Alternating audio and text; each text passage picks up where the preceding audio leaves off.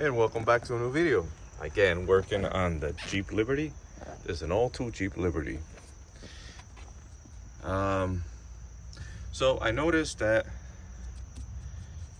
the drum was a little wet on the outside.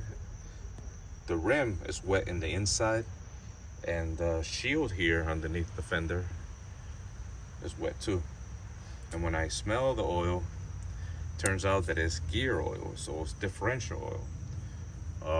So that means that the seal on the diff axle is worn out, it's broken, it's damaged, it's not sealing.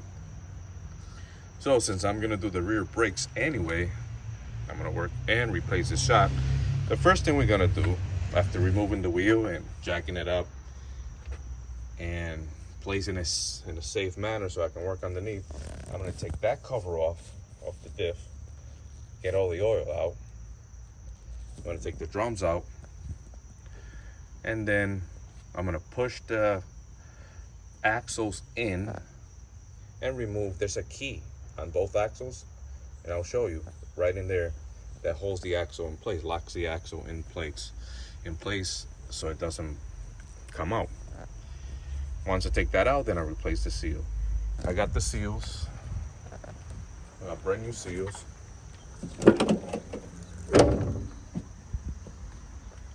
Got the seals right here. And I got the brakes, the whole kit, brake shoes, and the drums. I got all this through Amazon. I'll leave the links in the description of the video for you guys. And I got the struts, the shocks, sorry. Again, I'll leave the link in the description for those if you need them. And the front ones too. But yeah, so I'm gonna get underneath and I'm gonna take that cover off. I'm gonna drain that off. And all it takes is a ratchet with a 13mm socket or a 1/2" socket. Loosen them all up. What I'm gonna do is I'm gonna take all the ones from underneath off and maybe leave 1 or 2 on the top, and so that I can pull back on the cover and start draining the oil, because it doesn't have a draining plug. It only has a fill plug right here.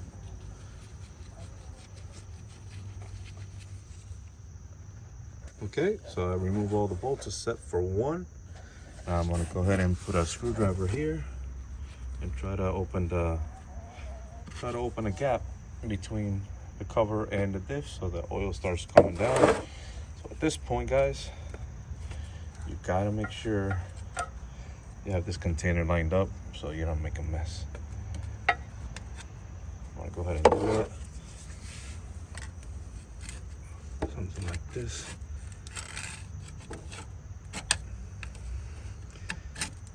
Okay, I'm gonna put the camera down and try that.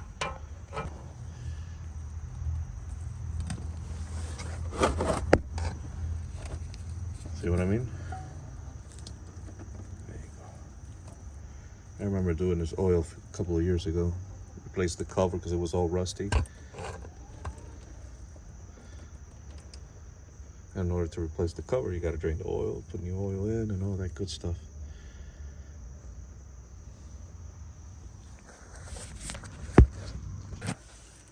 Okay.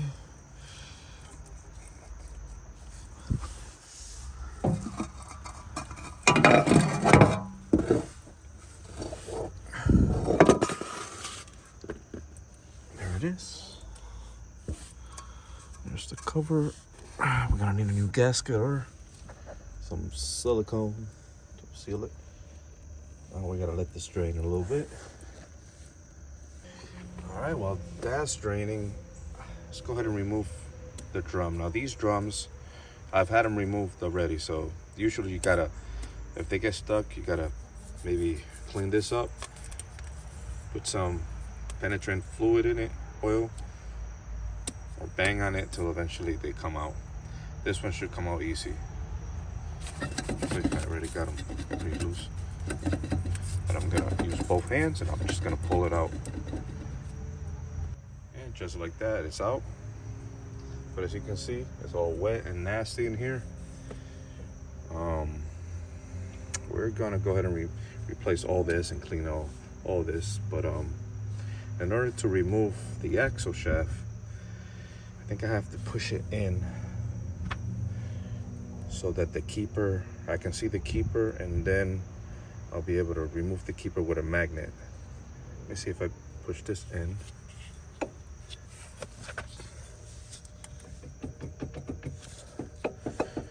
No, wait, there's something. I'm missing something.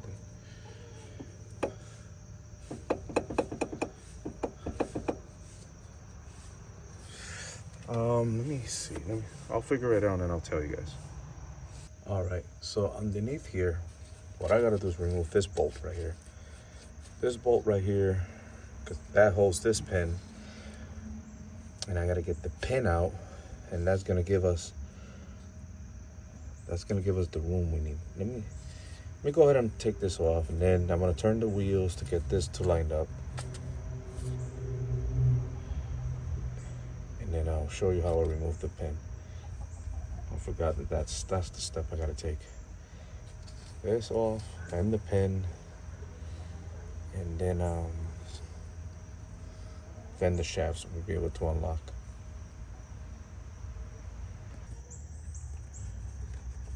Okay, with an 8mm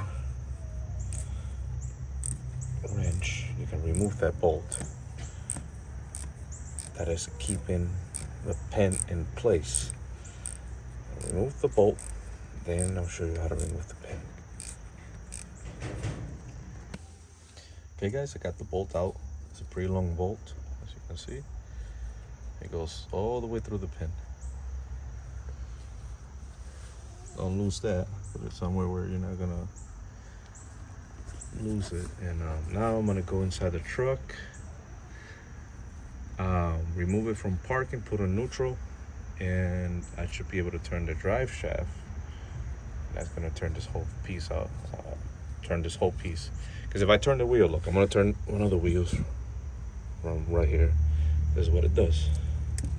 It doesn't turn the carriage, it just turns the shafts. And that one's turning the same when I turn. So both shafts are turning.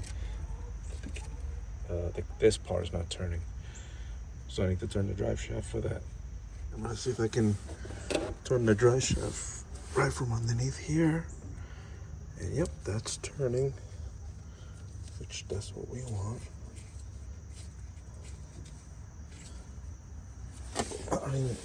I can turn it from here, I think.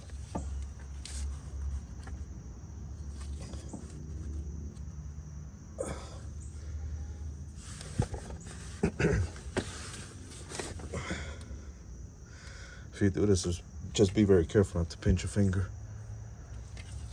These gears are pretty sharp too.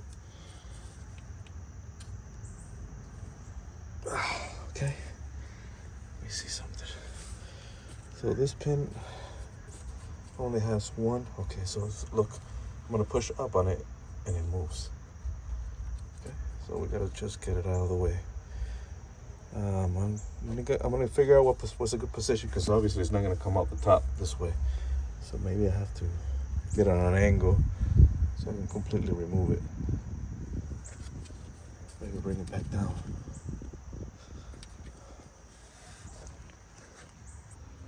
Guys, so now we can push the axle shaft back in.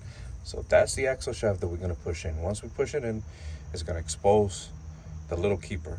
It's like a C-clip. Watch. So now you see how it is now. I'm gonna go ahead and I'm gonna push that shaft in. Because now the pin is not in the way. So now it's able to go in.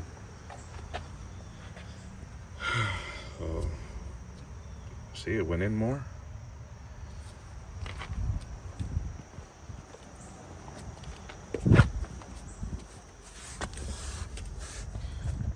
And there's the keeper right there. We're gonna go ahead and I think I can take it out.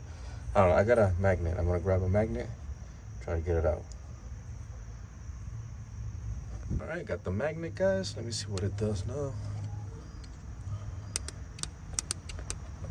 Magnet wants to stick to everything. Okay, here's the keeper. There it goes. And there it is, fellas.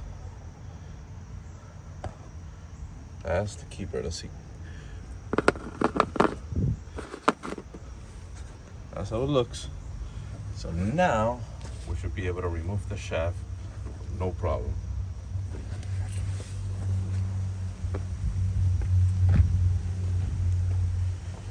All we gotta do is pull on the shaft. Hopefully I don't have to move my truck, but if I have to move my truck, it's not a problem, but it's not that long. See, it comes out. Now I can see the seal. It's just dropped.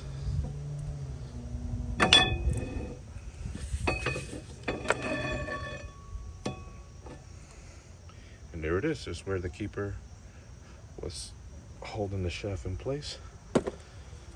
The bearing's back here. So it's a good, I don't know, if the bearing's not good, it's a good time to replace it. Replace the bearing and the seal. I'm just gonna replace the seal. And that's how you remove a shaft on a differential of an 02 Jeep Liberty. The next step is to clean all this up, remove the seal, or remove the seal and then clean it, whatever you want to do. And then put the new seal in.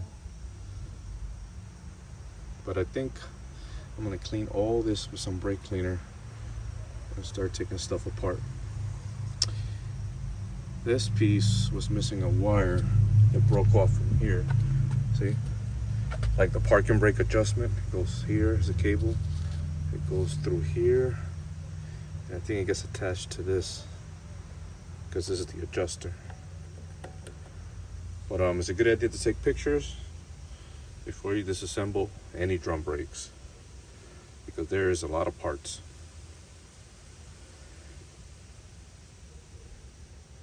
So the next step is cleaning, removing, replacing. So here we go. All right, so this is the seal, and this is the bad seal, and this is how the good seal should look. So I guess we gotta clean this area better, because I don't know, it looks different to me. Unless it goes in like this. Nah, the spring always goes towards the inside. Maybe it's a different design.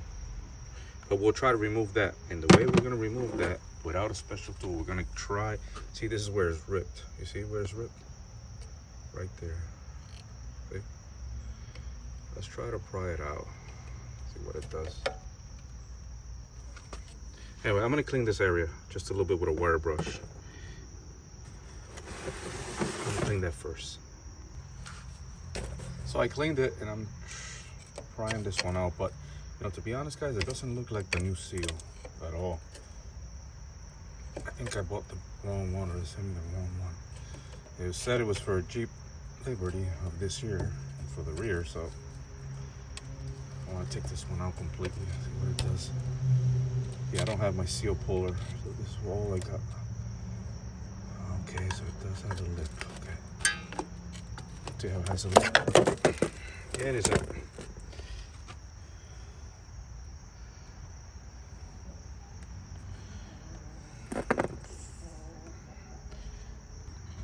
So when I tried the new seal on the shaft here, it goes in, but it doesn't feel tight once it hits the area where it should be tight. Look, guys, move it side by side. It shouldn't have that. The lip of the seal should be nice and tight. So I'm thinking this is the wrong seal. So okay, I can't go any further with this. I gotta try to get the right seal.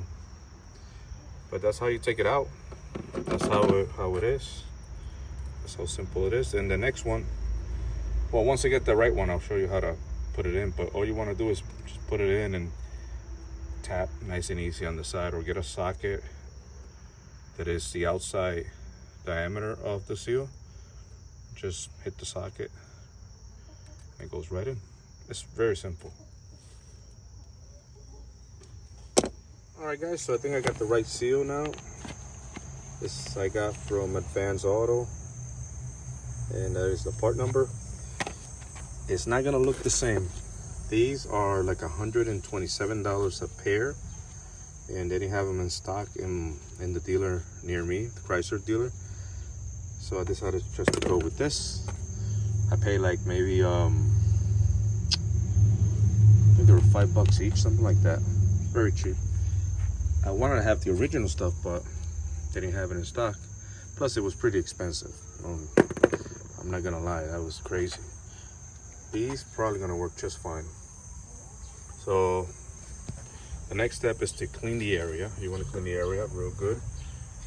Make sure that it's very clean. Use some brake cleaner and a wire brush if you have it, or something like this, some Scotch-Brite.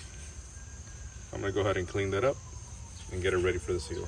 All right, guys, once you have it nice and clean, as best as you can, don't use sandpaper unless it's really light sandpaper. Use something like what I was using, Scotch-Brite. That's aggressive enough to clean it, and just clean it, and use some brake cleaner. Once you do that, grab your seal. It's a good idea to put a little bit of oil or a little bit of grease, a light grease. Place it. If you have a socket or something the same size of the seal where it sits around it, it would be fantastic, right? Like a seal installer. Then you hit it, or a socket. If not, a piece of plate. If not, then you gotta do what I'm gonna do. I'm gonna tap it in little by little. And once I get it in, I'm probably gonna use like a bolt or something just to hit it on the sides till I get it nice and flush. There it is, guys, nice and flush. I ended up trying just a hammer, and then it was a pain in the ass, so it wasn't working. It was popping the seal. So I ended up grabbing a 2x4 and placed it like this. So I covered the whole seal from side to side, nice and flat. Obviously, I put it on there as even as I could. And once I got as even as I could, then I hit it with the 4x4. I hit the hammer on the 2x4, and that got it nice and even in. And smacked it a few times, and eventually just used the hammer to just hit the ends, and it went right in. And that's it, fellas. That's how you install an axle seal. My next step would be to clean this a little bit, the shaft. Before I install it, I'll just clean it, make sure it's shiny. Lubricate it with some oil or grease before you put it in, okay? Then you go ahead and put the lock and C-clip, that one right there, the one we took off, and then you pull it, and that's it. Once you put the C-clip in, then you pull the axle, or push the axle from the inside, or if not pull it, and it will be going into the gear again, and it disappears. And then you do the same with the other one, and then you put the pin back. But I'm gonna end this here because I gotta replace the brakes, and I gotta do another video on that. Thank you for watching, guys. If you have any questions, please like, subscribe is free. Leave any questions. Before you put this on, clean it, put a gasket, or use RTV before you put this on, okay? That's the last step. But I'm not gonna be done with this just yet, because I'm gonna do the brakes, and might as well do them like now without that being in the way. Thank you for watching again, fellas. Catch you in the next one.